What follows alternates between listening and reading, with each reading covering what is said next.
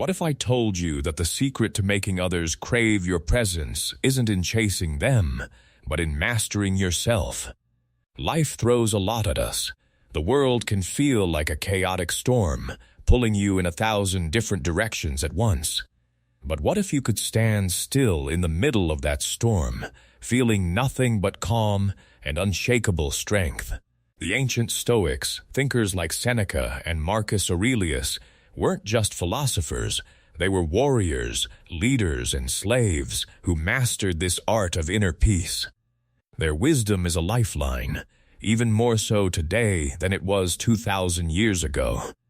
In a world that constantly tests your patience and resilience, Stoicism provides the blueprint to build yourself up. It gives you the tools to not just survive the chaos, but to thrive with purpose and resilience. Whether you're fighting off a panic attack, lost in a relationship, or trying to figure out your next move, the Stoic mindset is the ultimate upgrade. If you've ever felt like you're drowning in a sea of pressure, this is where you grab the life raft. Today, I'm laying out practical strategies to elevate your entire existence.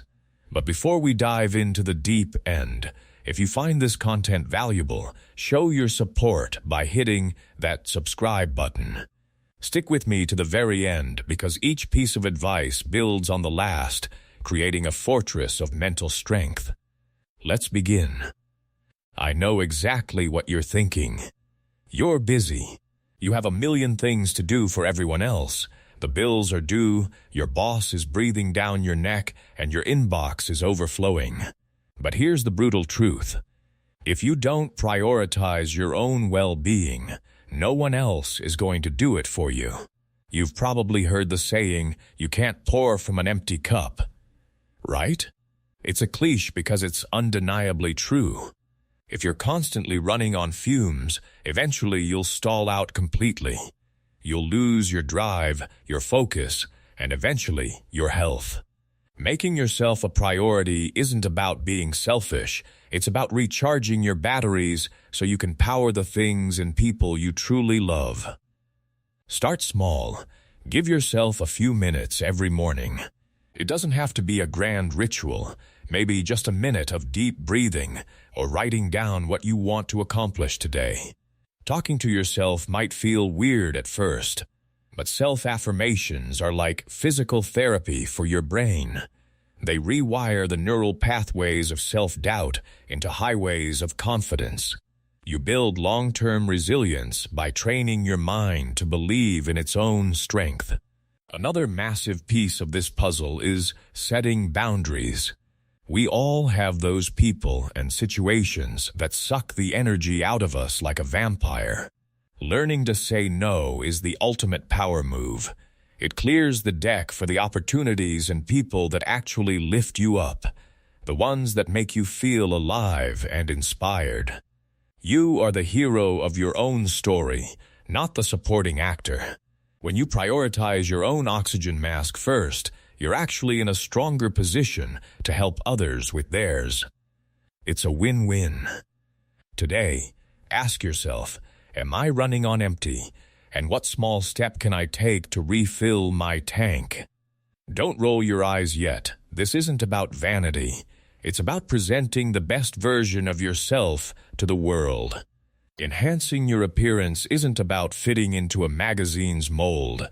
It's about owning your own unique brand of confidence. Think about it. When you feel good about how you look, you stand taller, you smile easier, and you face challenges with more authority. It's not just about looking sharp, it's about feeling prepared for battle. But remember, this is not perfection. This is authenticity. Find a style that genuinely feels like you. Whether it's formal, casual, or a bit of both, it should be a comfort zone that screams confidence. Keep it simple, clean hair, well-fitting clothes, good posture. These simple acts signal to your brain and to the world that you respect yourself. This isn't about spending a fortune, it's about self-respect. Stoicism is about focusing on the controllable, and your presentation is entirely in your hands. When you dress to feel good, you reinforce your value. You are sending a message, I am ready for today. I know some days are brutal. The last thing you feel like doing is grinning ear to ear. But your smile is a weapon of mass construction, capable of building up your own mood instantly. It's not just a social pleasantry, it's biological warfare against negativity. When you smile, even if you have to fake it, your brain releases dopamine and serotonin, the chemicals of happiness and calm. You can literally trigger a mood shift on demand. This isn't about ignoring reality. Stoicism is about choosing your response. Smiling in a crisis is an act of defiance. You're choosing your attitude over the chaos around you. That smile shifts your focus and helps you stay centered. And here's the kicker. It's contagious. It's science. When you smile at someone, their brain mirrors it, and suddenly, you've spread a little bit of positivity through the world. A smile also changes how you sound. Try it on a phone call. People can literally hear the warmth in your voice. How do you build this habit? Start your day with a smile. Smile at yourself in the mirror. Find small moments of joy throughout the day to smile at. Over time, it becomes second nature. Remember, a smile is a shield and a sword. It protects you and leads the charge. Let's get real. There will always be people in your life who drain the life out of you. Maybe it's a toxic coworker, an old friend, or even a relative.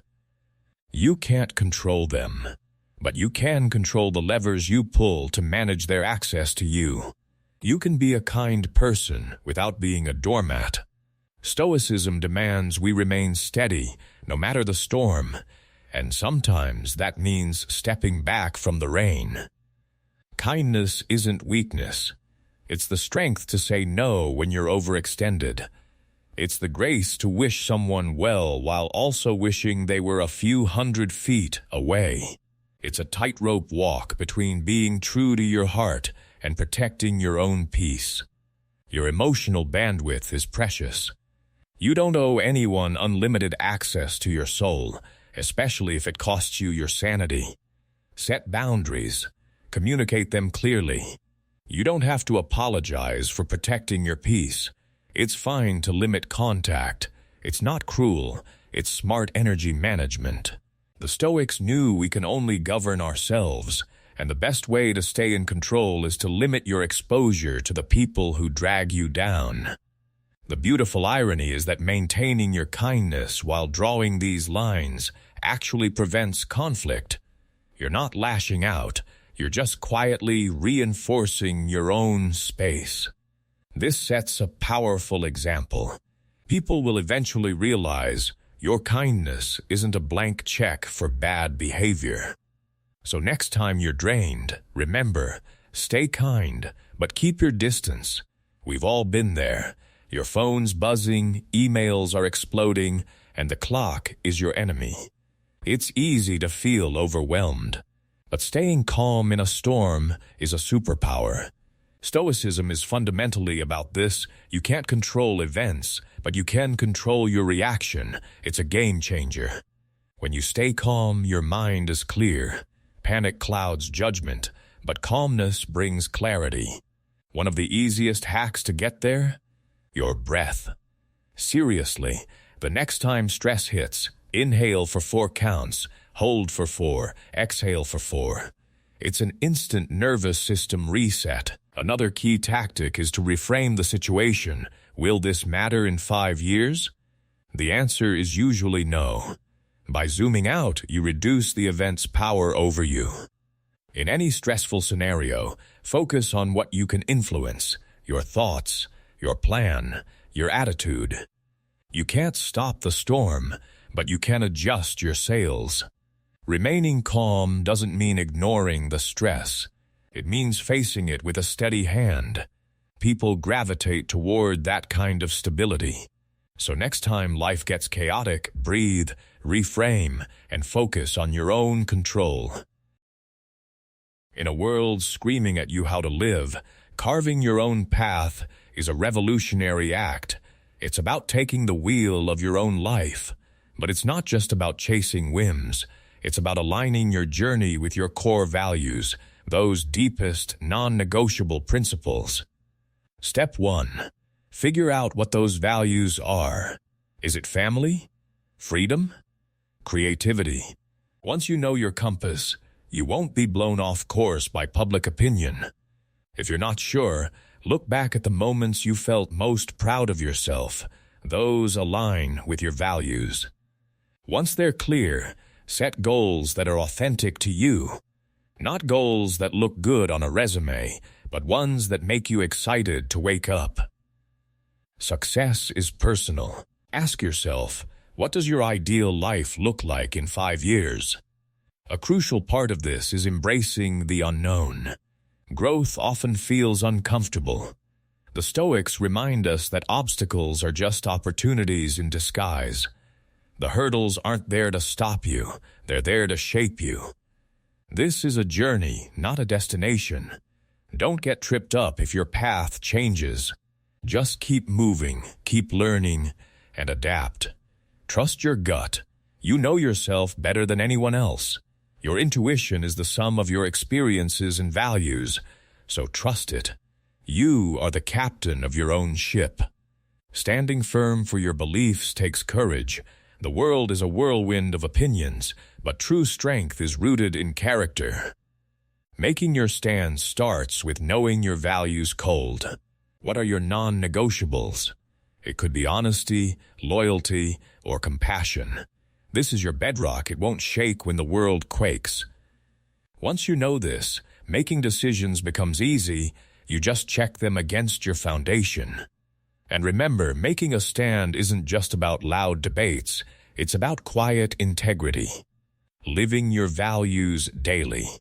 People notice action more than words. If kindness is your thing, show it, even when it's hard. That consistency is magnetic. And let's be honest, sometimes holding your ground means standing alone. It's tough. We all want to belong, but preserving your integrity is worth more than fitting in at the cost of your soul. As a great philosopher once implied, you have to be willing to look foolish to grow. However, you don't have to fight every battle. Choose your fights wisely. Conserve your energy. Let the small stuff slide. So, how do you start? Get clear, then act consistently. Over time, this becomes your identity. People will respect you, but most importantly, you'll respect yourself. This one might seem weird for a Stoic chat, but levity is a powerful tool. The great Stoics weren't miserable. They understood the power of lightness. Life is heavy, but a sense of humor helps you carry the load with grace. You don't have to be a stand-up comedian. You just need a perspective that sees the funny side of life. A key part of this is laughing at yourself. We all take ourselves too seriously. Being able to poke fun at your own quirks is a sign of supreme confidence. It disarms tension and keeps your ego in check. Humor is also a great reality check. When you can joke about the absurdities of life, they lose their power. Getting stuck in traffic is a perfect example. It's a minor inconvenience. Find the humor in your own grumpiness. Timing is key. Injecting a little wit into a tough conversation can be a pressure release valve. It shows you're flexible and adaptable. Most importantly, humor is a coping mechanism. In dark times, finding a laugh is a radical act of resilience. It doesn't ignore the problem. It faces it with a lighter heart. How do you cultivate it? Observe the silliness around you, read different things, and practice not taking yourself so seriously. Respect is one of the most overlooked superpowers. Stoicism places a huge emphasis on treating everyone with dignity, regardless of how they treat you. Respect isn't agreement, it's recognition of someone's inherent worth. It's acknowledging their right to their own experience. You don't have to like everyone to be respectful. In fact, respecting someone you disagree with shows immense personal strength. The Stoics said we can't control others, but we can control our response to them. One of the best ways to show respect is simply to listen. In a noisy world, being a good listener makes you a unicorn. It makes people feel seen and valued. You can also be firm in your beliefs without being rude. Disagree without being disagreeable. Focus on the issue, not the person. This calms the room and leads to better conversations. Respect is also in the details, being on time, saying thank you, acknowledging effort. These acts add up, they build bridges. And respect is a two-way street. By giving it, you create an environment where you're likely to receive it. But remember, respect for others doesn't mean disrespecting yourself. Be firm, be assertive, but be kind. Balancing kindness to others with respect for yourself is the highest form of integrity. Parameters are vital. If you don't know your own limits, the world will happily push them. Boundaries protect your inner peace. The first step is identifying your own limits. Are you okay with working after hours? Do you have a line for how you're treated in relationships? If you don't set these lines, people will cross them unintentionally. It's about creating space to thrive. Communicating these boundaries is the next hurdle. You can't be upset at someone for crossing a line they didn't know existed. Be clear, but you don't have to over-explain. "This doesn't work for me" is enough. Most people will respect your honesty. The trickiest part is consistency. If you're always shifting your no to a yes, your boundaries are meaningless. Hold the line. Consistency builds trust in yourself and with others. And remember, while you enforce your boundaries, you must respect theirs. It's a mutual agreement. Saying no isn't selfish, it's self-care. You aren't responsible for how others react to your limits. You are responsible for your own peace. When you're clear about what you can give your best to the things you truly value. Eliminating negative energy is a critical level up. It comes from people, habits, and even our own internal voice. If you don't manage it, it will drain you dry. This is about reclaiming your mental real estate. Start by auditing the people in your circle. Who lifts you? Who drains you? If someone is a constant drag, it may be time to limit their access to you. The Stoics valued quality over quantity in relationships. Surround yourself with people who elevate you. But look inside, too. Your inner critic is a source of negative energy. Challenge those self-defeating thoughts. Shift your focus from "what if I fail" to "what if I succeed." Control your internal narrative. Your physical environment also plays a role. A cluttered, chaotic space breeds a cluttered mind. Create a space that feels good to you. And finally, look at your habits. Endless scrolling or procrastinating is negative energy in action. Replace those low-value activities with reading, exercise, or rest. Cut out what doesn't serve you. It's about intention. It won't create a perfect life, but it creates a more peaceful one. By clearing out the crap, you make room for growth.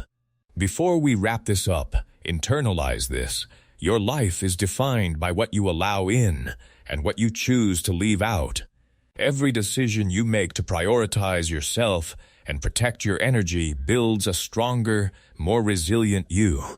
You have total authority over your responses to life, and that is the source of true power.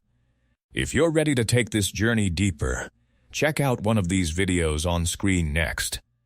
Thank you for being a part of MindForge. Stay strong, stay centered, and keep building yourself.